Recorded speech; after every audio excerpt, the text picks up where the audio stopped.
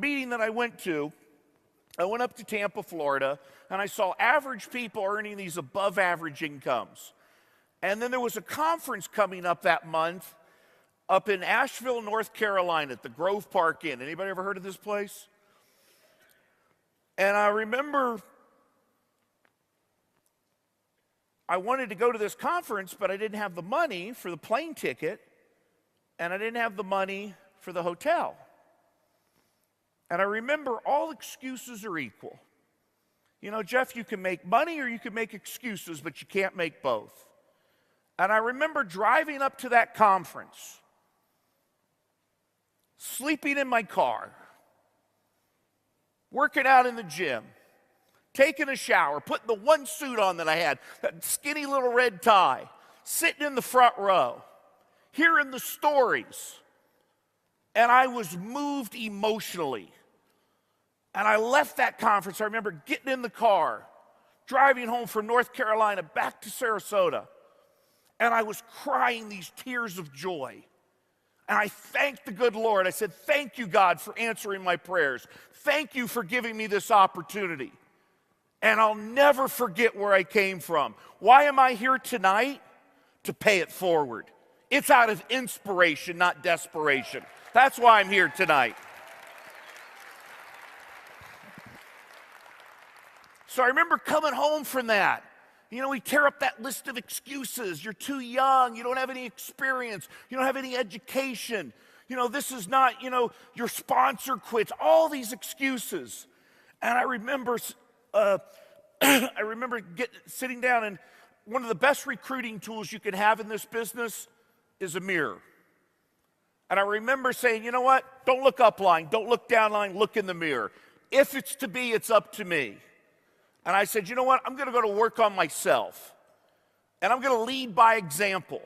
Be the best distributor in my organization. You know, the type of person that inspires yourself, that inspires other people.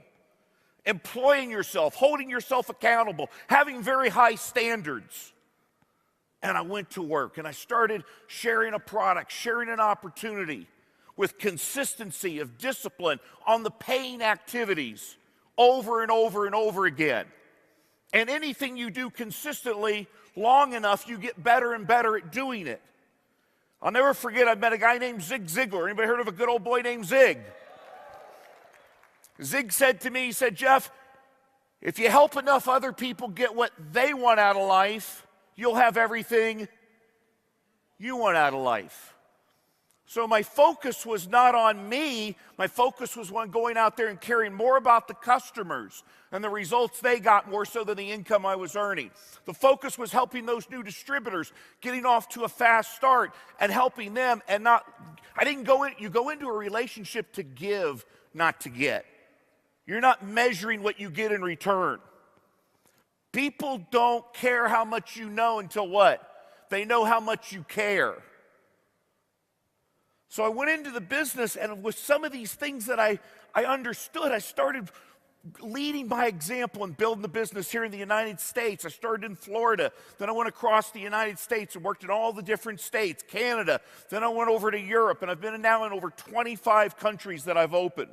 Personally gone in there and set up leadership. Always stayed in the recruiting and the building mode, the production stage. Never fell into the management stage. And today,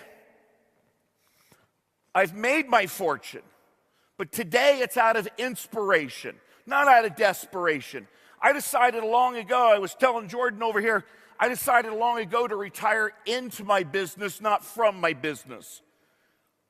And the reason is because somebody sitting here in this room tonight, it's your grand opening. It's your kickoff. It's your chance. It's your dreams. And I'll never forget what it meant to me when somebody shared this with me. A chance to make a difference. A chance to be part of something bigger than yourself. A chance to be part of something that's mission-driven, cause-oriented, a movement. I loved what Eric was talking about earlier tonight, about the why part. You know, there's two parts to our business, guys. The first part is the science of achievement, where you achieve and you produce and you build. The second part of our business is what I call the art of fulfillment. The art of fulfillment, where you have something that there's meaning and purpose. Something that life's not about me, life's about we. Where you've got something that you get emotional and spiritual revenue from. Our business is rich in relationships, love and connection, growth, contribution, all these needs. So I remember saying, you know what? To stay in this business and to keep paying it forward.